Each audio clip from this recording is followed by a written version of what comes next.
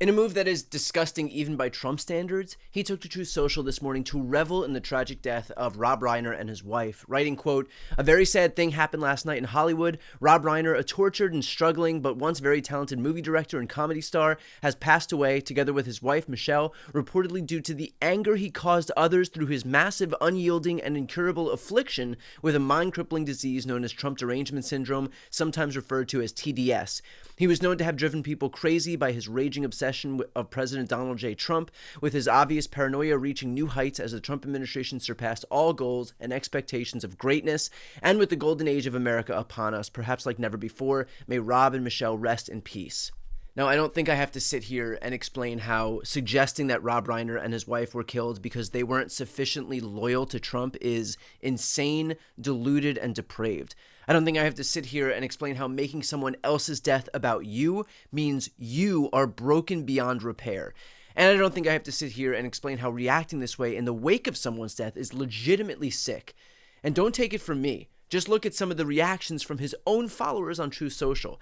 "Terrible post, and I am a big Trump supporter. Take it down. I respect you so much, but this was heartless and uncalled for. You could have said RIP. Love you, Mr. President, but none of the other stuff was needed. It's very sad we are living the world we're living in now. Come on, Mr. President, not appropriate thing to write. Please take that down. It's beneath you." But the reality is that it's not beneath him. The reality is that it is exactly par for the course. This is who Trump is and who he's always been. He is a one-trick pony who can only attack people because he is a car crash that people can't look away from, and he's benefited from that so much in the past.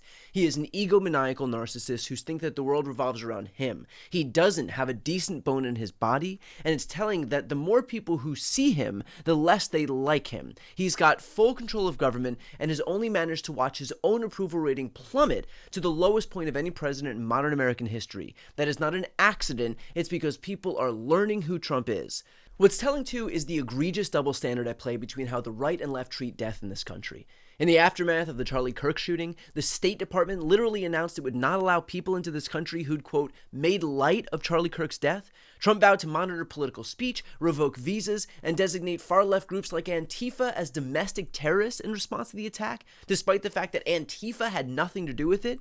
Secretary of Defense Pete Hegseth announced an investigation into the reactions of members of the U.S. Armed Forces, as well as subsequent firings and dismissals of those found to have made comments about Kirk. J.D. Vance called for people heard to have made remarks deemed uncivil to Kirk to be reported to their employers for termination. Trump announced that any network that criticized him too harshly could be subject to a revocation of their broadcast license, and that was in light of the fact that virtually every high-profile left-wing commentator, politician, and personality immediately lamented his death. In fact, there was a viral mashup created in the wake of the Kirk killing that showed left-wing figures immediately condemning the violence. Obama wrote, "We don't yet know what motivated the person who shot and killed Charlie Kirk, but this kind of despicable violence has no place in our democracy. Michelle and I will be praying for Charlie's family tonight, especially his wife Erica and their 2 young children." Joe Biden wrote, "There is no place in our country for this kind of violence. It must end now. Jill and I are praying for Charlie Kirk's family and loved ones." Mehdi Hassan wrote, "Horrific news out of Utah. I hope Kirk and anyone else affected are okay. Political violence and gun violence is never acceptable, excusable, or justifiable."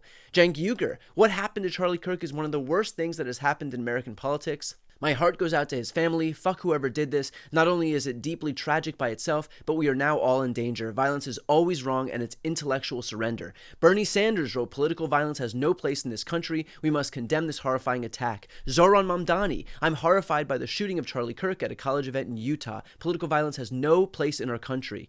Gavin Newsom, "The attack on Charlie Kirk is disgusting, vile, and reprehensible. In the United States of America, we must reject political violence in every form." Even I'm on there. "The Charlie Kirk shooting is beyond horrific, legitimately disgusted at the broken state of this country." And most importantly, here's Rob Reiner's reaction to the killing. When you first heard about the murder of Charlie Kirk, what was your immediate gut reaction to it? Well, horror, absolute horror. And I unfortunately saw the video of it, and it's beyond belief what happened to him, and that should never happen to anybody. I don't care what your political beliefs are. That's not acceptable. That's not a solution to solving problems. And I felt like what his wife said at the service, that the memorial they had was exactly right. And totally, I believe, I'm Jewish, but I believe in the teachings of Jesus, and I believe in doing to others, and I believe in forgiveness.